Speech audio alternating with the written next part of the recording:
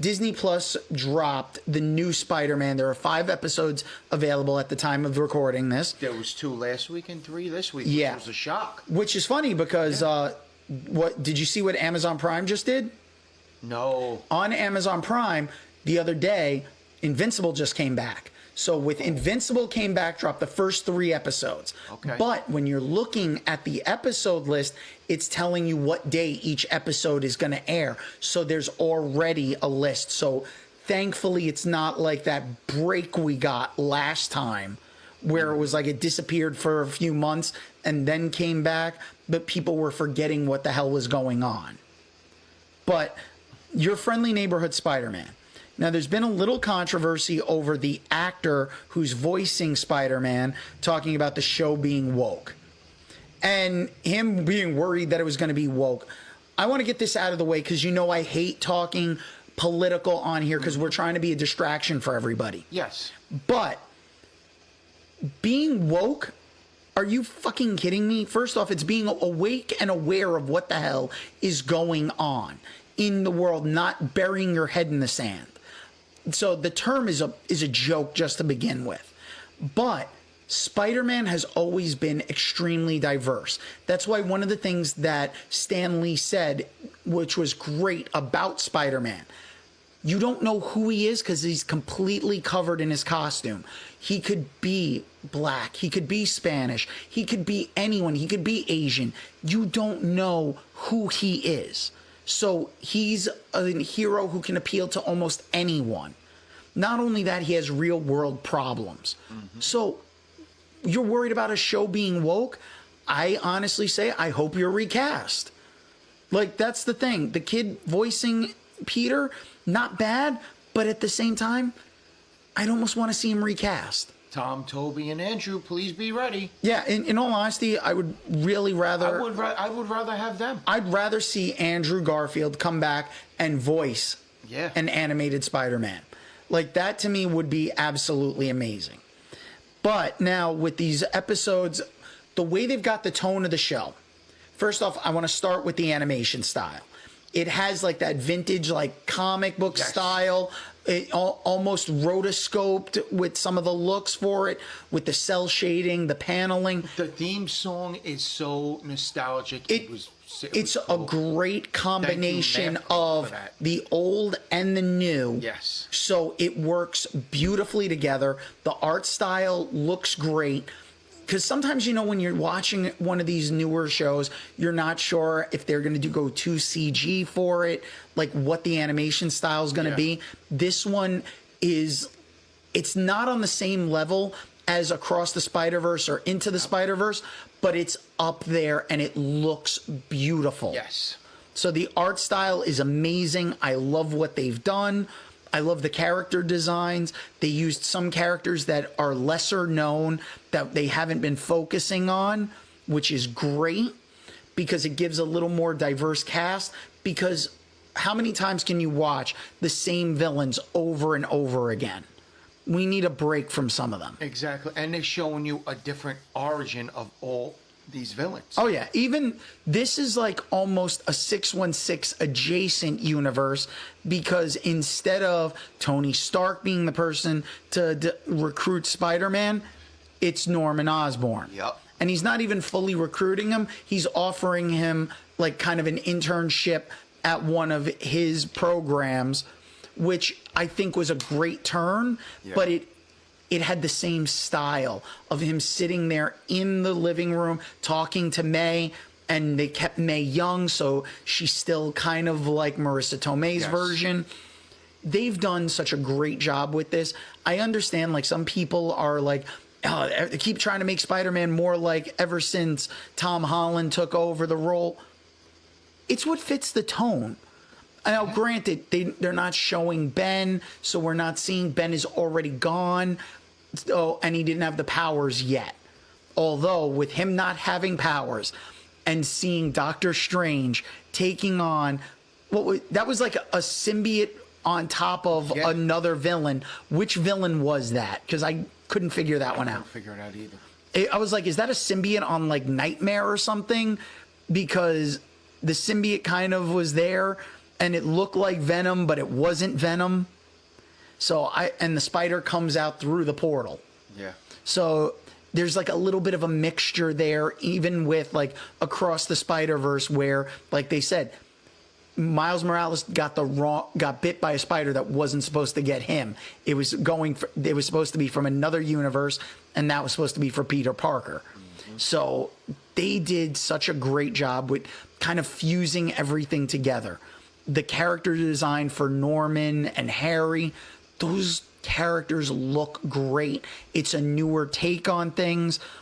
They don't have Flash Thompson there. No. But they are giving you like a whole different group. Lonnie, and the fact they have Nico from the Runaways is there, which lesser known show that came on Hulu, which was so worth it. Yeah. I have to say, the Runaways, that was disappointing that it ended when it did. I feel like it could have kept going. That one and Cloak and Dagger. Oh yeah, Cloak and Dagger should have kept going. But that's the thing. It was merge everything under the Disney banner. It's like Hulu's already under the Disney banner. I don't know why you couldn't just keep going. But whatever. We want everything on Disney Plus. And stop whining. Mm-hmm. But now the Lincoln story and now it took him to episode 5. And they call him Tombstone by the end. So he's Lincoln is Tombstone. He's earned his nickname of Tombstone. And then who's they facing? The Scorpions. Yep, Matt Gargan. The Scorpion. So they're really going for some deep cuts, keeping it street level. They're even mentioning the Sokovia Accords in this. I cannot recommend this version of Spider-Man enough so far. I agree. There's a part of me that it has a little bit of a feel. I don't know if you remember the Spider-Man MTV cartoon. Yes. Yeah, it has that little bit of a feel of that where it was slightly different, but the animation, it's not fully CG, where that was more CG. But this, it's like, it has a great tone to it.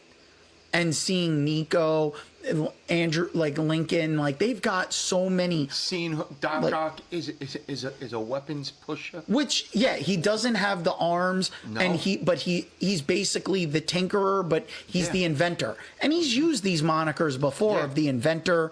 And I have a funny feeling that the girl that went to see him, that's Silver Sable. She's from the comics. Yeah, I don't think it was though, but you know that the other guy that was with her, I think that's the Rhino. I don't know, because that's the thing.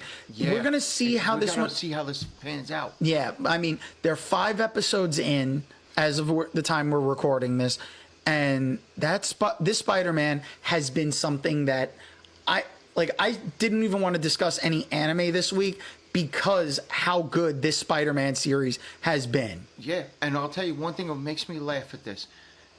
Norman Osborn and Harry here remind me of Howard and Tony Stark in that way. Oh, yeah.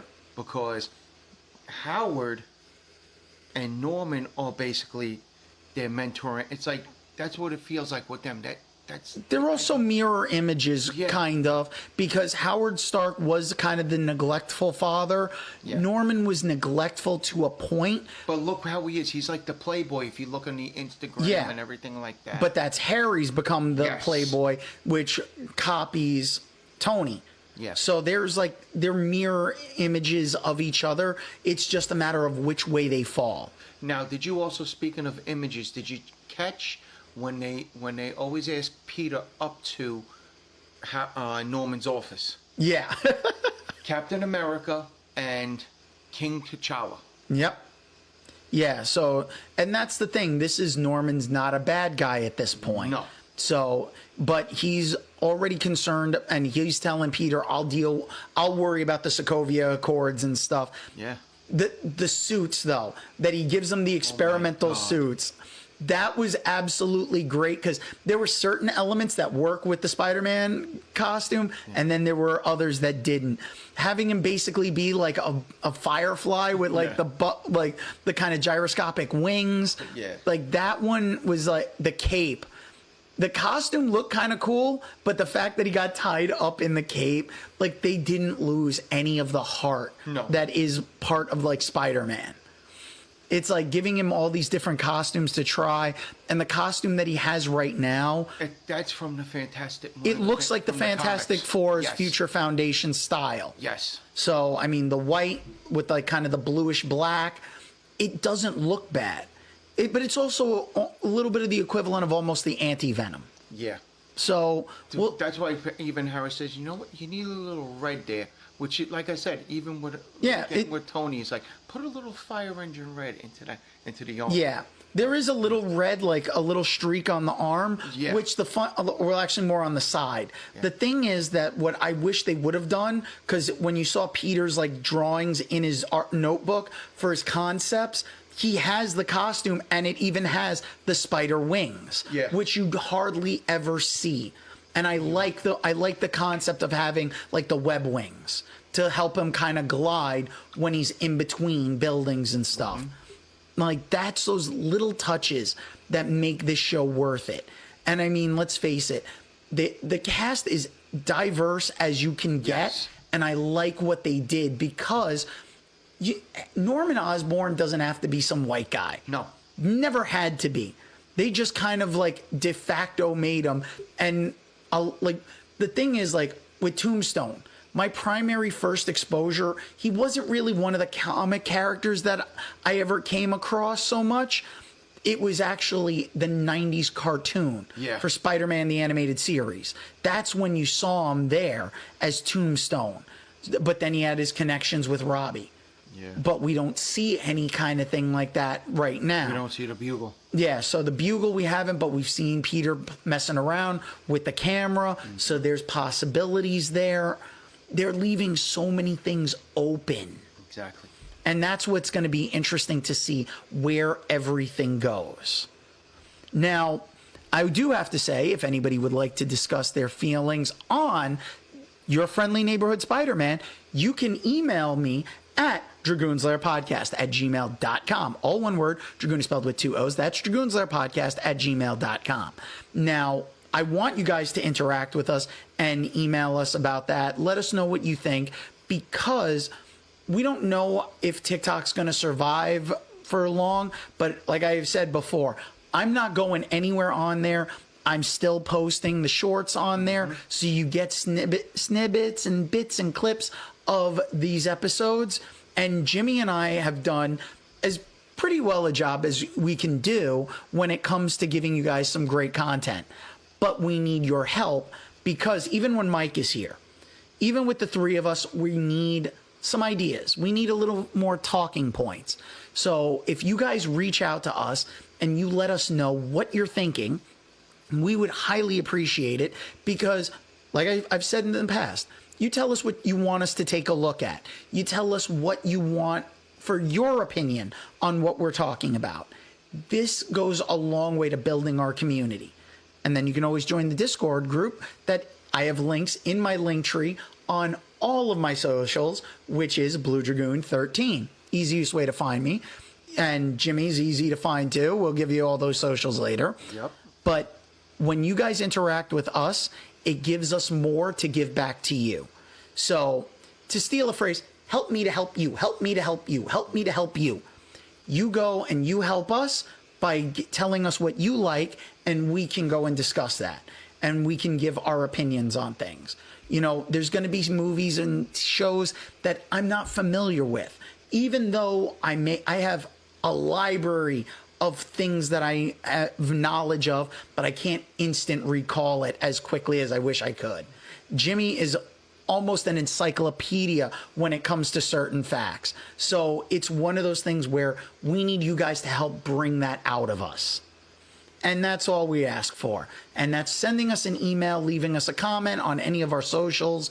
If you leave us comments on the TikTok shorts, on the reels, I do my best to take a look at them, try to like respond to any of them. If you guys are just, even if they're just a weird comment, even if I just find it funny, I'm going to like it. But that's why we want the engagement from you guys. Now, get off of that soapbox for a minute there, because just want to cover, Invincible did come back. I watched the first 3 episodes. I didn't even know it came back. I will start watching that. Oh, yeah. So we're going to cover that. But I will say one of the best things that they did for Invincible was the recap. Good. Because you can't, watching that recap, I did not remember some of the stuff. I remembered a good chunk, but at the same time, there's elements and even references back to season 1. So season 3 of Invincible, like, this is one thing that definitely we're going to be discussing down the road, especially on the next episode. And in a few weeks, because next week it begins the final Yes, Cobra Kai.